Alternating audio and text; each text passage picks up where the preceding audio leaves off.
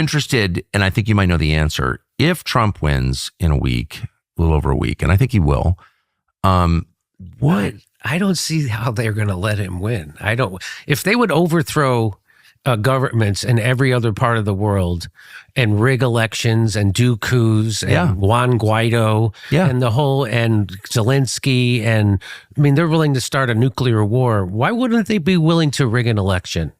Well, I think they have and they're trying. Yeah. But I think maybe, there's a level of popular support that's just hard to hide. And I think we're reaching that point. But okay, let's start at my assumption first, and then we'll return to yours. So let's say Trump does win on November 5th, and he wins all 7 battlegrounds. Maybe he gets the majority of the popular vote. Maybe he gets the majority of the Hispanic vote. I mean, markers like that are kind of hard to lie away, right? Even if you're Joe Scarborough, like what do you do with a number like that? How does the Democratic Party respond? Or the establishment respond? I bet they just double down on everything that they really. Yeah, are you kidding? Yeah, they lost to him the first time, and I'm like, well, this is going to force them to change. It didn't. Yeah. They invented RussiaGate.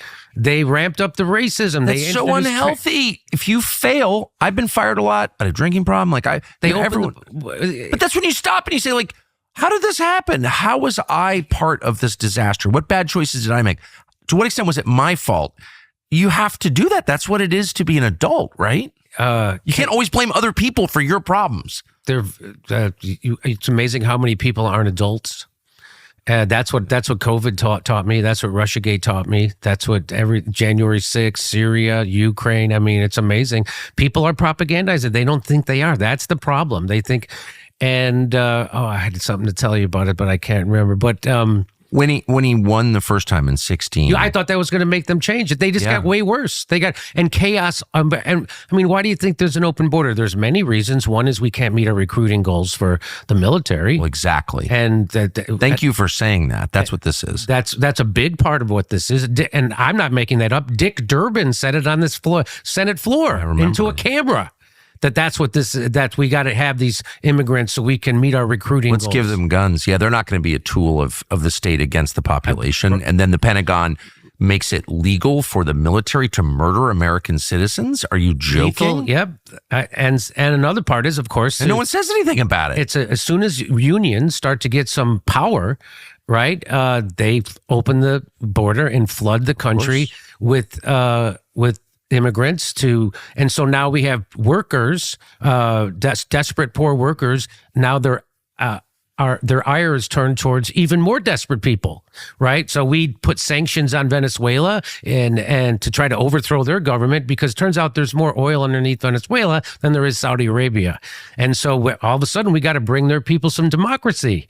And, why don't we let Venezuela work it out? Because we don't want to let them work it out. We want to install a puppet so we could get their natural resources. So we put sanctions on, and the whole point of sanctions is to make the people who live there miserable.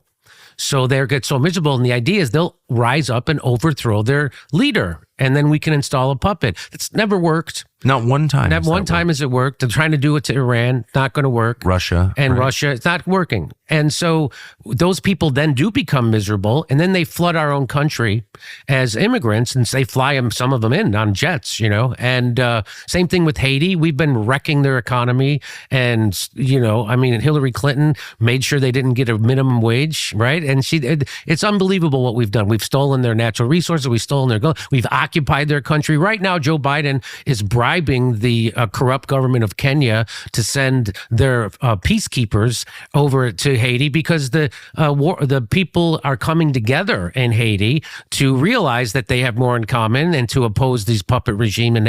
And so Joe Biden doesn't want to send the Marines. He literally gave $400 million to Kenya. You send your people, go break up this uprising. So what my point is, do people come to America and the mistake is to turn your ire towards the immigrant, which is what the establishment wants, right? I would do exactly if I was in Venezuela, I'd get the hell out of there and come here and try to get a job. If I was in Haiti, I'd get the hell out of there and try to come here and get a job, especially if I'm being encouraged to, which they are. Paid to do it. Paid to do it, yeah. So the the key is to make sure don't lose your focus, come together and keep your eye on the establishment that's creating those desperate people and opening the border and creating chaos. And let's remember, chaos always favors the establishment. And so it makes you, this isn't different, right? Mao did a very similar thing.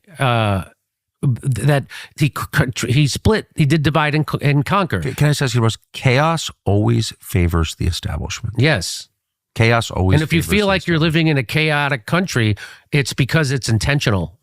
It's so true. Sorry, I interrupt you. I just want that to hang in the air for a second, because I think that's really wise, and it's worth remembering.